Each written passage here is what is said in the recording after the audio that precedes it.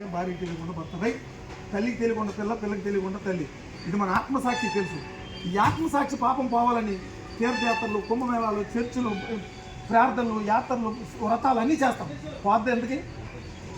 ఎలా పోతే తెలుసా? ఒక అమ్మాయిని సర్వనాశనం చేసావు, నువ్వు ఇక్కడ పూజ చేసి ఆవిడ బాగా తీరిపోద్దా? కనుక ఇది పోదు. ఇంకా మనకు ప్రూఫ్ కావాలంటే ఇదే పాపం కోర్టుకు వెళ్ళింది అనుకోండి, అడుగుతారు జడ్జికి, ఏమయ్యా నువ్వు తప్పు చేసావని. అప్పుడు ఏమంటారు జడ్జి? మనం ఏమంటాం? ఎవరన్నా నేను తప్పు చేశాను కానీ మొన్నే కుంభమేళాకి వెళ్ళి వచ్చినాను, మొన్నే చర్చికి వెళ్ళి పిల్లలు నువ్వు అడుగుతుంటే ఊరుకుంటాడు జడ్జి? ఇప్పుడు చెప్పండి, ఈ ఆత్మసాక్షి పాపాన్ని బాంబేసి పెంచేద్దామా? ఖచ్చిపెడితే పోయగలమా? ఆలోచించండి. మళ్ళంటే సామాన్యమైన జ్ఞానాన్ని ఎత్తగలిగి మీరు గుర్తుపెట్టుకోండి. నేను పెద్ద గౌనేశ్వరం లేకపోతే ఓ పెద్ద నామాలు పెట్టి పెద్ద కాసే ఉత్తరాలు పెట్టుకుంటే ఏమనుకుంటారు? ఓ పెద్ద తోపుగల ఆకాశం నుంచి ఊడిపడ్డాడు అనుకో. ఏం లేదు, మనకు మనం ఎవరిని నమ్మకూడదు. దేవుడు కూడా ఏం చెప్పాడు? మీరు ఏమి వినిచున్నారో జాగ్రత్తగా చూసుకున్నట్టు బైబిల్లో చెప్పాడు. హెచ్చరిస్తున్నాడు దేవుడు. ఎవడు చెప్పింది అది నిజం అనుకుంటే అది తప్పు అవుద్ది. మీరు విన్నది గ్రంథంలో ఇంటికి వెళ్ళి చూసుకుంటే వాళ్ళు ఉందో లేదని అన్నాడు.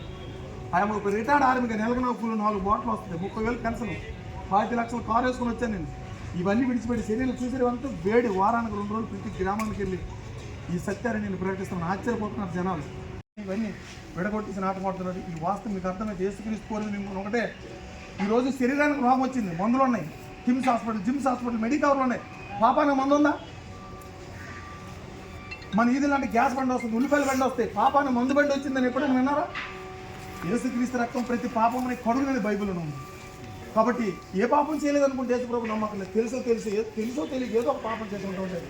యేసుక్రీస్తు రక్తం 2000 సంవత్సరాల క్రితమే అక్కడ పంపబడింది. వాళ్ళ బార్డర్ ఈరోజు దేశం కాపాడబడాలంటే బార్డర్లో కొన్ని క్వింటాల రక్తం కారింది ఆ రోజు.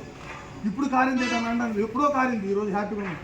శరీరాన్ని కాపాడడానికి ఎంత రక్తం కార్చవలసి వస్తే మరి ఆత్మ రక్షించడానికి ఎంత రక్తం కార్చాలి? అందుకే మన 5 గ్రంథంలో ఒక శ్లోకం ఉంటుంది, సర్వపాప పరిహారం రక్త ప్రోక్ష నవశ్యకం తద్రక్తం పరమాత్మేనా పుణ్యదాన బలి. గమనించండి, గూగుల్ కొట్టి దీనికి ఉపనిషత్తుల్లో ఉంది ఇది. దీని అర్థం ఏంటో తెలుసా? మానవుడు చేసే పాపం పోవాలంటే కోళ్ళు రక్తం, మేక రక్తం, గొర్రెల రక్తం కాదు. తద్రక్తం పరమాత్మైన మనం సృష్టించిన సృష్టికర్తని దేవుడు రక్తం కార్చాలి. ఇంకొక విషయం ఒక్క నిమిషంలో చెప్పి నేను ముగిస్తాను. ప్రతి వెళ్ళిపోయండి. మరి ఆయన వెళ్ళిపోతే గడ్డి మీద కట్టి ఈ పడుగుడు పెట్టింది ఈయనెవరు? అదే బొగ్గులు, అదే రూపం మన అందరికీ తెలిసిన వ్యక్తి మన ముందు తెచ్చుకొని చచ్చిపోయాడు వెళ్ళిపోయాడు అంటారంటే పోయింది ఎవరు, చచ్చింది ఎవరు? ఇప్పుడు వచ్చి ఎవరు చెప్పారు? ఇప్పుడు చెప్తుంది చూడండి. చచ్చిపోయింది రామకృష్ణ గారు. రామకృష్ణ మీరు చూసుకున్నా రామకృష్ణ గారు. మీరు నా చొక్కా ఎవరో రామకృష్ణ నన్ను పిలుస్తారు మీరు రామకృష్ణ. ఎంత వాస్తవం? భూకంపాల్లోనూ తుఫాన్లోనూ చచ్చిపోయిన వాళ్ళు శవాలు మాచర్లో పెట్టినప్పుడు అక్కడ పోలీసులు వస్తారు. అక్కడ పోలీసులు వచ్చి ఏమంటారండి? అక్కడ ఏమంటారు పోలీసులు వచ్చి? ఇది ఎవరి బాడీ అండి అంటారు. అంతే రామకృష్ణ అంటారు. చూడండి, ఇప్పుడు ఎంతవరకు సురేష్ వెళ్ళిపోయాడేట్రా అని వచ్చినప్పుడు శవం వెళ్ళిపోయిందా అని అన్నారు. కాబట్టి మీరు చూస్తే నీ దేహం పెట్టిన పేరు రామకృష్ణ లేదు. నేను మాట్లాడుతున్న శబ్దం మీ చోట్లు పడుతుంది, దాని పేరు రామకృష్ణ. రామకృష్ణ అని నేను ఇందులో ఉన్నాను కాబట్టి శరీరం పనిచేస్తుంది చేస్తానండి. రామకృష్ణ నేను బయటకు వెళ్ళి శరీరం పనిచేయాలి. ఎవరు విలువైంది రెండింటిలో? ఆత్మ శరీరం. Exactly right point. 10 లక్షల శరీరం కూడా కరెక్ట్ కాబట్టి పర్లేదు. 10 శరీరం కొట్టకుండా వస్తుంది, శక్తి నాశనం లేదు. అలాగే రమేష్ ఆయన చచ్చిపోలేదు, కానీ ఇంతవరకు శరీరం ఉంటే తెలంగాణలో ఉన్నారు, ఆర్ఎస్ఎస్లో ఉన్నారు, ఆశ్చర్యపోయారు.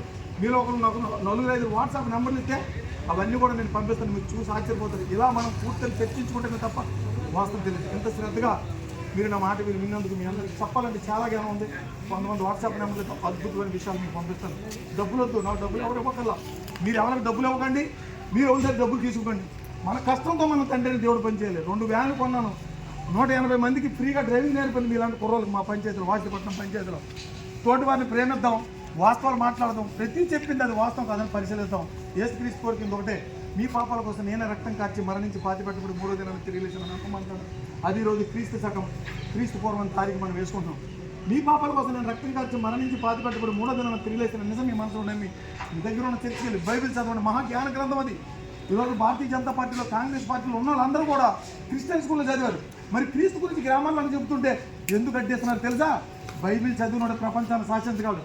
మనందరం జ్ఞానం అయిపోతే వాళ్ళకి ఇంకా సత్తా ఉండదని చెప్పేసి ఈ బైబిల్ బోధించకుండా చేస్తాను. ఇప్పుడు చెప్పండి. Thank you, God bless you. ఇంతవరకు నేను చెప్పిన మాట మీకు వాస్తవం అనిపిస్తే క్రీస్తు అంతరక్షణ నమ్మండి. థ్యాంక్ యూ అందరికీ.